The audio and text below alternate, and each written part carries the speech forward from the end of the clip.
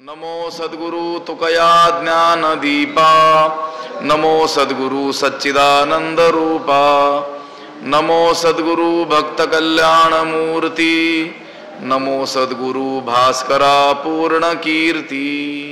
अखंड मंडलाकारं व्याप्तं येन चराचरं तत्पदं दर्शितं येन तस्मै श्री गुरवे नमः। जयांची केली स्मरण होय सकळ विद्यांचे अधिकरण, तेची वंदू श्री चरण श्री गुरूंचे ते नमस्कारोनी आता। एवं ज्ञात्वा कृतं कर्म पूर्वैरपि मुमुक्षुभिः कुरु कर्म इव तस्मात् त्वं पूर्वैः पूर्वतरं कृतं। ग्रंथराज ज्ञानेश्वरीच्या 4थ्या अध्यायाचा विचार आपण करतो आहोत आणि या 4थ्या अध्यायातील 15व्या क्रमांकाचा हा श्लोक आहे। या श्लोकाचा अन्वय आणि अर्थ एकदा आपण पाहूयात। एवं ज्ञात्वा पूर्वैः मुमुक्षुभिः अपि कर्म कृतं तस्मात् त्वं पूर्वैः पूर्वतरं कृतं कर्म एव कुरु। त्याचा अर्थ असा होतो, एवं या प्रकारे, ज्ञात्वा जाणून, अशा प्रकारे जाणून। अशा प्रकारे जाणून म्हणजे काय जाणून? मी अकर्ता आहे, मी अभोक्ता आहे असं जाणून। पूर्वैहि मुमुक्षुभिहि, पूर्वीच्या मुमुक्षूंनीही कर्मकृतम, पूर्वीच्या मुमुक्षूंनीही काय केले? असेच कर्म केलेले आहेत, असं जाणूनच कर्म केलेले आहेत। काय जाणून कर्म केलेले आहेत? की मी अकर्ता आहे आणि मी अभोक्ता आहे, अशा प्रकारे जाणून कर्म केलेले आहेत। तस्मात् म्हणून, त्वम तू सुद्धा, त्वम पूर्वैहि पूर्वतरम कृतम कर्म एव कुरु, म्हणून तू देखील पूर्वीच्यांनी जे कर्म केले, कसे कर्म? पूर्व म्हणजे परंपरागत जे केलेले कर्म आहेत ते कर्मच कर। एवं अशा प्रकारे ज्ञात्वा जाणून, मी अकर्ता आहे, मी कर्माचा कर्ता नाही, अभोक्ता आहे असं जाणून पूर्वीच्या मुमुक्षूंनी कर्म केले आहेत। म्हणून तू देखील पूर्वीच्या काळातील जनकादिकांनी केलेले जे कर्म आहेत ते कर्मच तू कर। एवं ज्ञात्वा, याप्रमाणे, याप्रमाणे म्हणजे मी कर्माचा कर्ता नाही आणि कर्मफलाविषयी मला स्पृहा नाही। मागचा श्लोक, नमां कर्माणि लिंपंती नमे कर्मफले स्पृहा, मला कर्म लिप्त करत नाहीत कारण मला कर्मफलाविषयी स्पृहा नाही आहे असं जाणून पूर्वीच्या मुमुक्षूंनी कर्म केले। पूर्वीचे जे मुमुक्षू होऊन गेले त्या मुमुक्षूंनी, मोक्षेच्छू लोकांनी, मोक्षासाठी प्रयत्न करणाऱ्या साधकांनी कशा रीतीने कर्म केले? अशा प्रकारे कर्म केले। एवं ज्ञात्वा, अशा प्रकारे जाणून कर्म केले। म्हणून तूही त्याप्रमाणेच ममत्व सोडून, फलेच्छा सोडून काय कर? विहित कर्म कर। कारण तू ज्ञानी नाही आहेस, मुमुक्षु आहेस। अजून तुला मोक्ष प्राप्त झालाय का? नाही प्राप्त झाला। स्वरूप स्थितीला तू पोहोचलेला आहे का? नाही पोहोचलेला। म्हणून तू काय कर? कर्म कर। तू ज्ञाता नाही आहेस, ज्ञानी नाही आहेस, तू मुमुक्षु आहेस। म्हणून कर्म सोडून मुकाट्यानं बसणं हेही तुला उचित नाही आहे। कर्म सोडून बसणं कोणाला शोभतं? ज्ञानी पुरुषाला। आता त्याची क्रिया त्याला राहतच नाही आहे, ते कर्माचं विधानशास्त्र त्याला करतच नाही आहे। म्हणून त्यानं कर्म न करता राहणं हे एक प्रकारे समजू शकतो, पण तू काही ज्ञानी पुरुष नाही आहेस, तू मुमुक्षु आहेस। म्हणून कर्माचा यथाविधी संन्यास करण्याचाही अधिकार तुला नाही आहे। न भैक्षम क्षत्रियश्चरेत, क्षत्रियाने भिक्षा मार्गाचा अवलंब करू नये असं शास्त्राने सांगितलेलं। तू मुमुक्षु नाही, मुमुक्षु आहेस। मुमुक्षु नसेल आणि तत्वज्ञानी असेल तरी देखील लोकसंग्रहार्थ काय करावं लागते? कर्म करावंच लागतं। जीवनमुक्त असलास तर लोकसंग्रहार्थ कर्म कर, आणि जीवनमुक्त नसलास, साधक असलास तर चित्तशुद्धीर्थ तुला कर्म करावंच लागणार आहे. मग कसं करायचं? जसं पूर्वीच्या मुमुक्षूंनी केलं, जाणून केलं.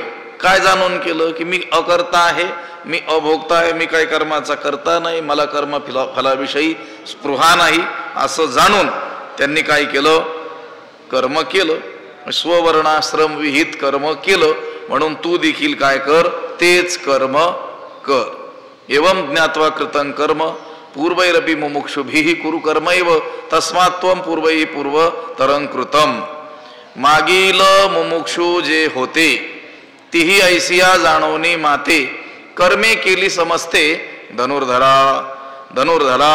मागील जे मुमुक्षु होते तीही ऐशियाची माते जाणवणी समजते कर्मे केली. धनुर्धरा, हे अर्जुना, मागील जे मुमुक्षु होते, पूर्वीचे जे मुमुक्षु होते, मागच्या काळामध्ये जे मुमुक्षु होते, मोक्षेच्छू साधक जे होऊन गेले, तीही ऐशियाची माते जाणवणी. त्यांनी अशा प्रकारच्या मला जाणून, त्यांनी मला जाणलं कसं? मी अकर्ता आहे आणि मी अभोक्ता आहे, अशा प्रकारचा मी आहे असं जाणून काय केली? समजते कर्मे केली. सर्व कर्म त्यांनी केली. कोणी? मागच्या काळात जे मुमुक्षु होऊन गेले, मोक्षेच्छू लोक, साधक लोक जे होऊन गेले, त्यांनी सगळी कर्मे केली. त्यांच्या वाट्याला आलेली सगळी कर्मे त्यांनी केली, पण जाणून केली. तीही ऐशिया जाणवणी माते, तीही माते ऐशिया जाणवणी. त्यांनी मला अशा प्रकारचा जाणून, अशा प्रकारचा म्हणजे अकर्ता आणि अभोक्ता मी आहे, अशा प्रकारचं जाणून काय केली? कर्मे केली. समजते कर्मे, सर्व कर्म केली. हे अर्जुना, पूर्वीच्या मुमुक्षूंनी मी अकर्ता अभोक्ता अशा प्रकारचा आहे असं जाणून सर्व कर्म केली. सामान्यतः लोकांची समजूत आपल्याला कशी दिसते की जो मुमुक्ष आहे त्याला कर्म करण्याची आवश्यकता नाही आहे. जे संसारी लोक आहेत, ज्यांना संसार करायचा आहे, संसारिक वैभव मिळवायचे आहेत, त्यांनी कर्म केली तर एक वेळ शोभू शकतं. पण ज्याला देव प्राप्त करून घ्यायचा आहे त्याला कर्म करण्याची काय आवश्यकता, अशी एक साधारणतः समजूत लोकमानसामध्ये आपल्याला दिसून येते. आणि जो मोक्ष इच्छू आहे, ज्याला मोक्ष हवा आहे, असे जे लोक आहेत त्यातील अनेक लोक कर्म टाकून देतानाही आपल्याला दिसतात. परंतु गोष्ट अशी आहे की कर्म आपण होऊन टाकावे लागत नाहीत. आत्मसाक्षात्कार झाला की कर्मे आपोआप काय होतात? सुटतात. फळली केळी उन्मळे तैसी आत्मलाभे प्रबळे, जयाची क्रिया ढाळे ढाळे गळती आहे. उदाहरण दिलं ज्ञानोबरायांनी. फळली केळी उन्मळे. केळीचं झाड असं आहे की एकदा फळ देऊन ते काय होतं? नष्ट होतं. काय होतं? त्या केळीनं फळ दिलं त्या केळीच्या झाडानं की ते काय होतं? आपोआप उन्मळतं, उन्मळून पडतं. ते म्हणतात तैसी आत्मलाभे प्रबळे. प्रबळे आत्मलाभ. त्याप्रमाणे ज्याला दृढ आत्मसाक्षात्कार झालेला आहे, जयाची क्रिया ढाळे ढाळे गळती आहे. त्याची क्रिया काय होते? आपोआप सुटते, गळून जाते. त्याला ती कर्मे टाकावी लागत नाही. पण तो कर्म करत असताना त्याची समजूत कशी असते? त्या कर्म करणाऱ्याची, त्या मुमुक्षूंची, म्हणजे पूर्वी जे होऊन गेले त्यांची, की मी या कर्माचा करता नाही आहे. कर्माला कारण कोण आहे? देहादी संघात आहे. ही देहादी प्रकृती आहे. आत्म्याचा आणि कर्माचा मुळीच संबंध नाही. म्हणून शरीराच्या दृष्टीनं जरी सर्व क्रिया त्याच्याकडून होताना आपल्याला दिसत असल्या तरी अनुभवाच्या दृष्टीनं तो अकर्ताच असतो. लोकांना दिसत असेल ही कर्मे तो करतो आहे, पण त्याची समजूत मात्र मी काहीच करत नाही अशीच असते. अनुभवाच्या दृष्टीनं तो अकर्ता असतो, म्हणून त्याला ती कर्मे बाधक होत नाहीत. आता पुढच्या ओवीमध्ये सुद्धा हे सांगितलेलं आहे की तो कर्म करत असूनही त्याला ती कर्मे का बाधक होत नाहीत. उदाहरणानं सांगितलेलं आहे. मागील मुमुक्षु जे होते ती ऐशिया जाणवणी माते कर्मे केली समजते धनुर्धारा. हे धनुर्धारा हे अर्जुना, मागच्या काळात जे मुमुक्षु होते त्यांनी मला मी अकर्ता आहे, अभोक्ता आहे अशा प्रकारचं जाणून सर्व कर्म केली. परी सर्व कर्म केली, परी ती बीजे जैसी दग्धली, नुगवतीची पेरिली तैसी कर्मेची परितया जाहली मोक्ष हेतू. परी जैसी दग्धली बीजे पेरिली नुगवतीची तैसी ते कर्मेची परितया मोक्ष हेतू जाहली. परी म्हणजे परंतु, जैसी ज्याप्रमाणे दग्धली बीजे भाजलेली बीजे पेरली असता नुगवतीची उगवतच नाहीत. कोणती बीज पेरली असता उगवत नाहीत, पेरून सुद्धा उगवत नाहीत, भाजलेली बीज. हे उदाहरण दिलं. ज्याप्रमाणे भाजलेली बीज जमिनीमध्ये पेरून सुद्धा उगवतच नाहीत तैशी त्याप्रमाणे ते कर्मेची, त्याप्रमाणे ती कर्म वस्तुतः बाधक, कर्म वस्तुतः पाहिलं तर बंधनाला कारण, पण ती कर्मे करूनही कर्मेची परितया मोक्ष हेतू झाली. पण ती कर्म वस्तुतः बाधक असूनही निष्कामतेनं त्यानं केलेली असल्यामुळं त्याला ती मोक्षाला कारण झाली. बाधक न होता काय ठरली? साधक ठरली. त्याला मोक्ष प्राप्तीला ती काय ठरली? हेतू ठरली. परी कर्मेची तया जाहली मोक्ष हेतू. परंतु परी ती बीजे जैसी दग्धली, भाजलेली बीजे पेरली तर ती जशी उगवतच नाहीत त्याप्रमाणे ती कर्मेच पण त्यांना जन्माभाव रूप मोक्षाला कारण झाली. बीजे बी उदाहरण दिलं. बीजाचा धर्म काय आहे की त्या बीजाला अनुकूल अशी जमीन, पाणी, प्रकाश, वातावरण याचं सहाय्य मिळालं की ते काय होतं? उगवतच. बीज जमिनीत पडलं की ते काय होतं? त्याला तशी अनुकूलता मिळाली की ते उगवतच. हा त्याचा काय आहे? निसर्ग धर्मच आहे. ही बी नुसतं वाऱ्याने इकडं तिकडं पडतं, हे गवताचं बी, तरी देखील काय होतं? उगवतच. पण भाजलेलं बी उगवत नाही. दुसऱ्या अध्यायात पाहून आलो आपण. जैसी बीजे सर्वथा आहाळली ती सुक्षेत्री जरी पेरिली तरी न विरोधती सिंचली आवडे तैसी. चांगल्या प्रकारचं बीज चांगल्या प्रकारच्या उत्तम प्रकारच्या जमिनीत पेरलं आणि आवडे तैसी सिंचली, चांगल्या रीतीनं त्याला पाणी वगैरे दिलं तरी देखील ती उगवत नाहीत. कोणती? आहाळली भाजलेली बीज. वन्नी दग्ध बीज न्याय त्याला म्हणतात. म्हणजे दग्ध बीज न्याय, अग्नीवर भाजलेलं बीज. वन्नी दग्ध बीज त्यासी अंकुर केवी फुटावा, ज्ञानोबा आहे म्हणतात अभंगामध्ये. वन्नी दग्ध बीज भाजलेलं बी आहे, त्याला कसं काय अंकुर फुटेल? फुटणारच नाही. आता कर्म आहे, त्या कर्माचं जे फळ आहे ते फळ काय आहे? संसार. जन्म मरण रूप संसार हे कर्माचं काय आहे? फळ आहे. अगा कर्मे जे उरावे तैतिही सुखदुःखी फळावे आणि तया ते भोगावया यावे देहा एका. पूर्व जन्मामध्ये केलेलं शुभ अथवा अशुभ कर्म तेच फळ द्यायला प्रवृत्त झालं की काय प्राप्त होतो? जन्म. म्हणजेच काय प्राप्त होतो? संसार. कोणता संसार? जन्म मरण रूप संसार. जन्म मरण रूप संसार फळ आहे कशाचं? कर्माचं. म्हणजे कर्म केलं की ते संसार रूपानं भोगावं लागतच. केले कर्म झाले तेची भोगा आले. ते कर्म केलेलं कर्म भोग दिल्यावर नष्ट तर होत नाही. कितीतरी वेळेस बघत आलो आपण. अवश्यमेव भोक्तव्यम कृतं कर्म शुभाशुभम ना भुक्तम क्षीयते कर्म कल्पकोटी शतैरपी. अवश्यमेव अवश्यच भोक्तव्यम भोगावं लागतं. कृतम कर्म केलेलं कर्म शुभाशुभम शुभ अथवा अशुभ केलेलं कर्म भोगावंच लागतच. निश्चित भोगावं लागतं. म्हणजे जन्म मरण रूप संसार हे कर्माचं काय आहे? फळ आहे. आता कर्माचं फळ तर मरणरूप संसार आहे. मग तो प्राप्त होऊ नये म्हणून काय करायचं? कर्मेच करायची नाही का? नाही, कर्मे तर करणं चुकणारच नाही, करावीच लागतील. मग कशी करायची? ह्या दग्धबीज वन्नी दग्धबीज न्यायानं काय करायची? कर्म करायची. हे जन्म मरण रूप संसार, हे कर्माचं जे फळ ते आपल्याला प्राप्त होऊ नये असं वाटत असेल तर काय करायचं? कर्मरूपी बीज काय करायचं? भाजून टाकायचं, दग्ध करायचं. म्हणजे काय करायचं?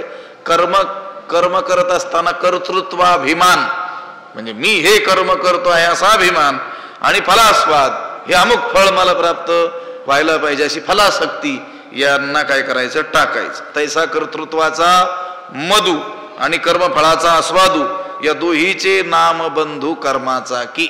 या दोघांचं नाव आहे कर्मबंध. कर्मबंध हे नाव आहे. कोणाचं नाव आहे? या दोघांचं आहे. कोणाचं? दोघांचं? कर्तृत्वाचा मधु, हे कर्म मी करतो आहे असा अहंकार, त्यालाच नाव कर्मबंध आहे. आणि कर्मफळाचा आस्वादू, या हे कर्म केल्याने मला हे फळ प्राप्त होईल अशी फलासक्ती, यालाच काय म्हणतात? कर्मबंध. आता कर्म करायचं, पण कर्मबंध तर लागला नाही पाहिजे. कर्मानं बंधन आपल्याला नाही केलं पाहिजे, बाधा नाही केली पाहिजे. मग काय करायचं? कर्तृत्वाचा मध आणि कर्मफळाचा आस्वाद टाकून काय करायचं? कर्म करायचं.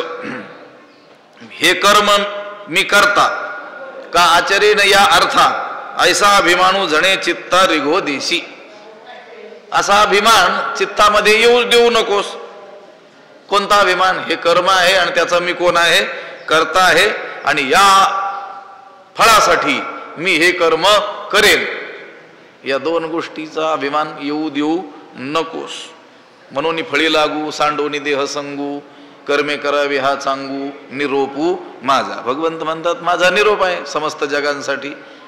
काय करावं? चांगू कर्मे कर, चांगली कर्मे करावी. चांगली कर्मे म्हणजे उचित कर्मे, उचित कर्मे म्हणजे वर्णाश्रम विहित कर्मे, ज्याच्या त्याच्या वाट्याला शास्त्राज्ञेनुसार आलेली कर्मे त्यांनी करावीत, हा माझा काय आहे? निरोप आहे. पण ते करत असताना मनोनी फळी लागू सांडोनी देह संगू.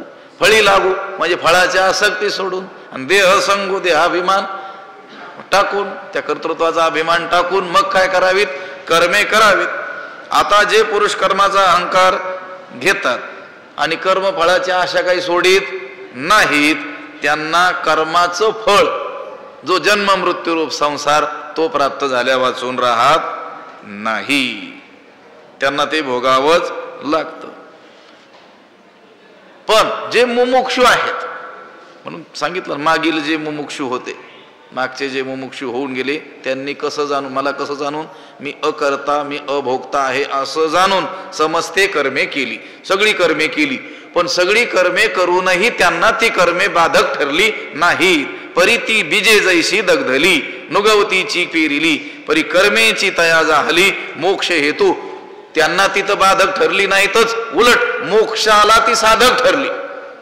जी कर्म सामान्य जनांना बाधक ठरतात, संसार प्राप्त करून द्यायला कारण ठरतात, तीच कर्म मुमुक्षूंनी केली असता त्यांना ती बाधा न करता उलट काय ठरली? साधक ठरली. कारण त्यांनी ती कर्मे ईश्वरार्पण बुद्धीने केली, आणि ईश्वरार्पण बुद्धीनं कर्तव्य बुद्धीनं केलेली असल्यामुळं त्यांची चित्तशुद्धी झाली, आणि त्यांना ईश्वराचा प्रसाद काय झाला? प्राप्त झाला. ईश्वराच्या प्रसादानं त्या जीवाला वैराग्याचा काय होतो? लाभ होतो, आत्मज्ञानाचा लाभ होतो. आगाजया जे विहित ते ईश्वराचे मनोगत, म्हणून केली आणि भ्रांत सापडेची तो. ज्याला जे विहित म्हणून सांगितलेलं आहे त्यानं ते विहित कर्म हे ईश्वराचं मनोगत आहे, भगवंताची इच्छा आहे, म्हणून आपल्याला ते ते कर्म वाट्याला आलेलं आहे. मग ते ते कर्म आपण कसं करणं? भगवंताने सांगितलं तसंच करणं हीच त्या ईश्वराची काय आहे?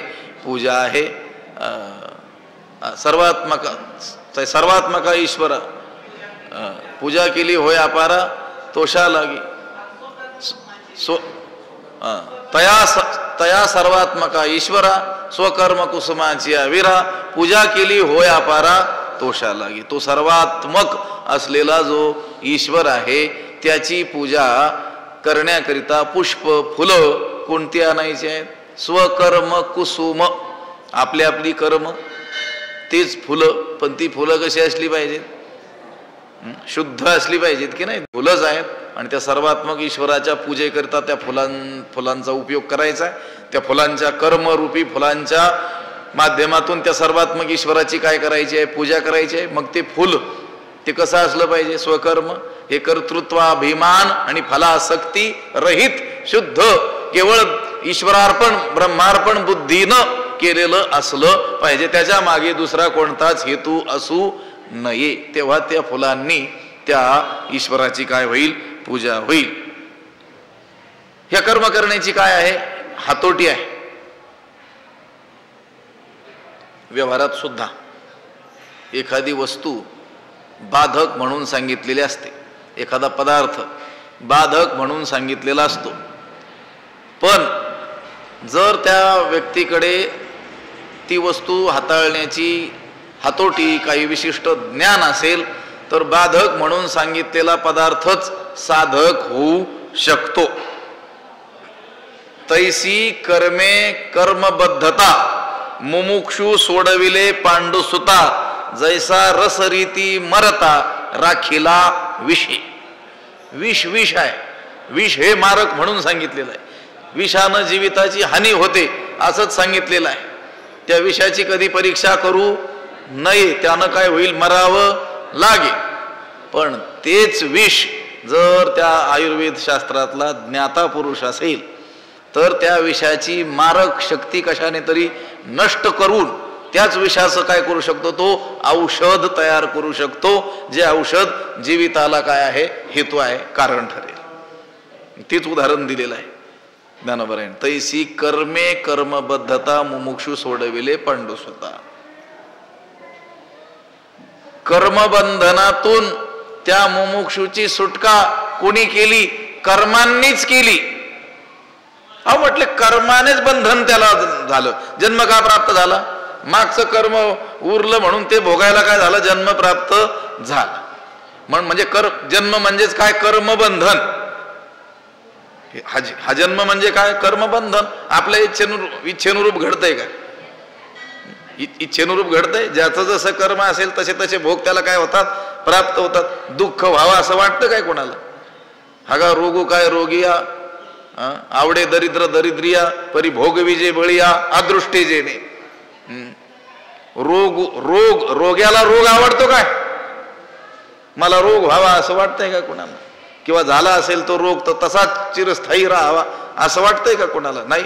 आवडे दरिद्र दरिद्रिया, दरिद्री पुरुषाला दारिद्र्य आवडतंय का? गरिबीत राहणं नाही. परी भोग विजय बळिया अदृष्टे जेणे. म्हणजे एक प्रकारे तो बांधलेलाच आहे की नाही? बांधलेल्या पशुला आपण ज्या दिशेला नेऊ त्या दिशेला त्याला जावं लागतं. तसं आपण सर्वजण कर्माने काय झालेलो आहोत? बांधलेले आहोत. मग ह्या कर्मबंधनाला तोडण्याचा उपाय काय? मागच्या मुमुक्षूंनी कशी ही कर्मबंधनं तोडली? ते म्हणले कर्मे तैसी कर्मे कर्मबद्धता. कर्मबद्धता कशाने सोडविले पांडुसुता? कर्मे, कर्मानेच. कसं काय बो? म्हटले ह्या मनुष्याला बाधा झाली. काय झाली? विष बाधा झाली, त्याची प्राण जाण्याची वेळ आली. म्हटले मग आता त्याला त्याच्यातून वाचवलं पाहिजे, मृत्यूच्या दाढेतून त्याला बाहेर आणलं पाहिजे. उपाय काय? ते म्हटले विष द्या. असंच ना? पण बरोबर आहे ते. विषबाधा ज्याला झालेली आहे त्या विषाला मारणारं दुसरं काय असतं? विषच असतं. पण ते दुसरं जे विष असतं ते जरा शुद्ध केलेलं विष असतं. पहिलं त्याला जे विष बाधा जी झालेली आहे, सर्पदंश म्हणा, काय म्हणा, कशा कोणत्या कारणाने विष बाधा झालेली आहे, आता त्याच्या शरीरात गेलेलं विष त्या विषाला मारण्याकरिता जे इंजेक्शन दिलं जाईल, वैद्याकडून औषध दिलं जाईल, ते काय दिलं जाईल? विषच दिलं जाईल. पण त्या विषयाची मारक शक्ती नष्ट केलेलं विष दिलं जाईल.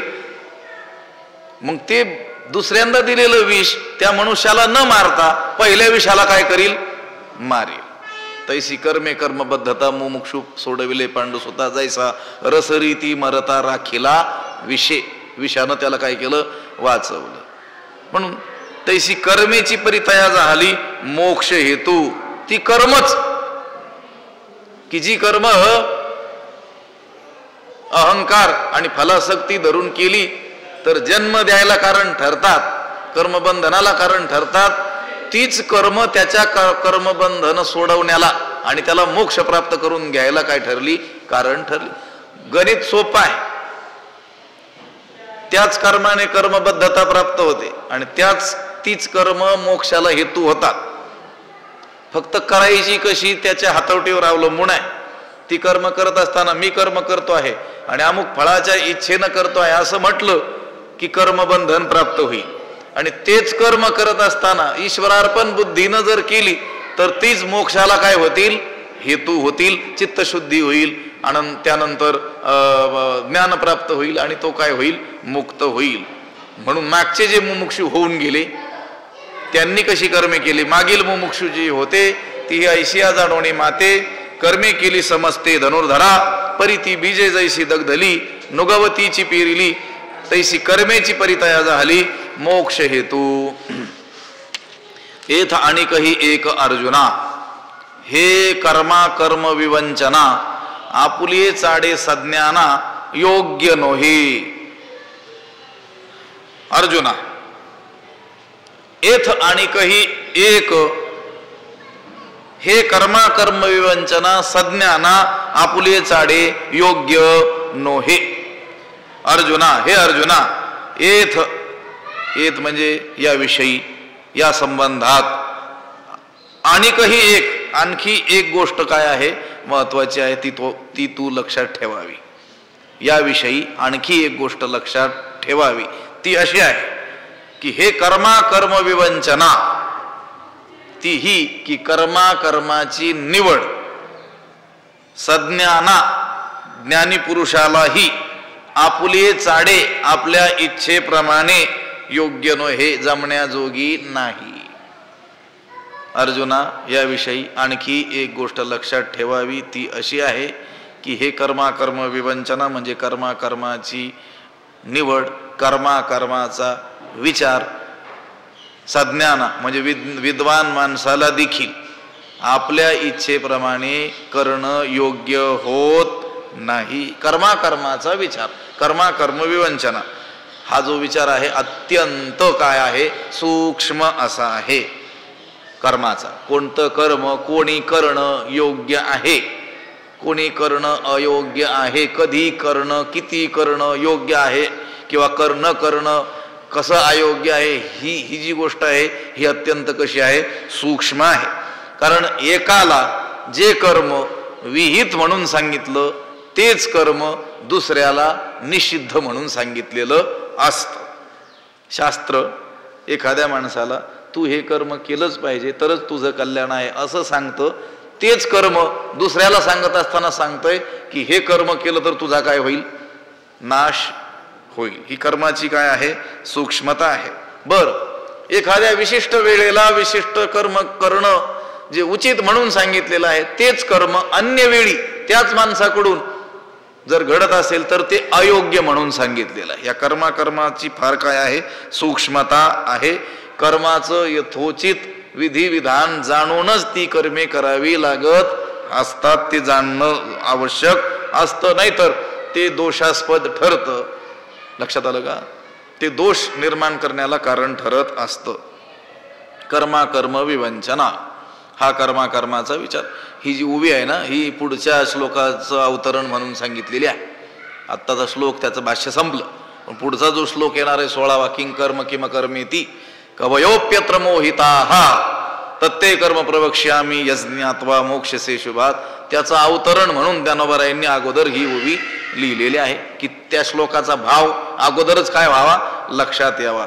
येत आणि काही एक अर्जुना, आणखी एक गोष्ट याविषयी लक्षात ठेवावी. ती अशी आहे की हा कर्मा कर्माचा विचार विद्वान माणसाला देखील आपुले चाडे सज्ञाना योग्य नो, हे आपल्या इच्छेप्रमाणे करणं योग्य होत नाही.